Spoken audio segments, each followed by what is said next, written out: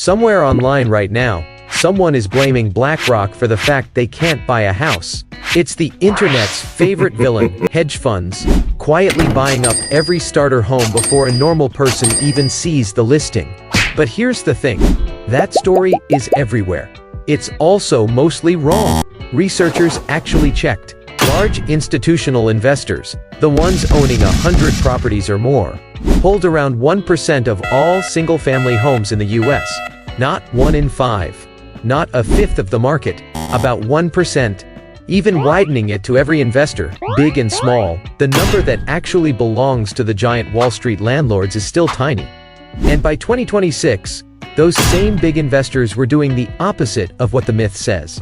They were selling faster than they were buying. So the villain everyone picked barely shows up in the data, which raises a much more uncomfortable question. If it's not Wall Street, why does owning a home feel almost mathematically out of reach? Start with supply. Globally, the housing shortfall grew from about 200 million missing units in 2010 to nearly 270 million by 2023. That's not a shortage. That's a hole the size of a small continent's worth of homes that were never built. And it didn't happen overnight. For decades, zoning rules, land costs, and construction slowdowns quietly throttled new home building in city after city, while population and demand kept climbing. Nobody blocked one house. They just built too few, for too long, everywhere at once. The result? The global price-to-income ratio, how many years of income it takes to buy an average home, climbed from about 9 times income in 2010 to over 11 times by 2023. In parts of Asia, it's above 16 or even 17 times. Even Hong Kong regularly ranks as the least affordable housing market on Earth. That's the supply side. Now look at the money.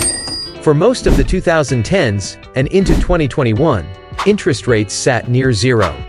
Cheap borrowing did what cheap borrowing always does. It pushed prices up everywhere all at once. Then, rates snapped back. Mortgage rates jumped from roughly 3% to nearly 7% in about 2 years. Here's the trap that created. Millions of homeowners are sitting on old mortgages under 3%. To sell and buy again, they'd have to give up that rate and take on a new loan at double the cost. So they simply don't sell. Economists call it the lock-in effect. It sounds small. It isn't. It quietly freezes huge chunks of the resale market, shrinking the number of homes available at the exact moment demand from young buyers is at its highest. Two forces, stacked on top of each other, not enough homes built for a decade, and now the ones that exist barely move. So they removed the villain. Did it work? In 2026, lawmakers actually ran the test. New rules blocked the biggest investors from buying any more existing homes. Right on schedule, those investors started selling. Tens of thousands of homes hitting the market, just like the myth promised would fix everything. Prices didn't collapse. Affordability didn't snap back.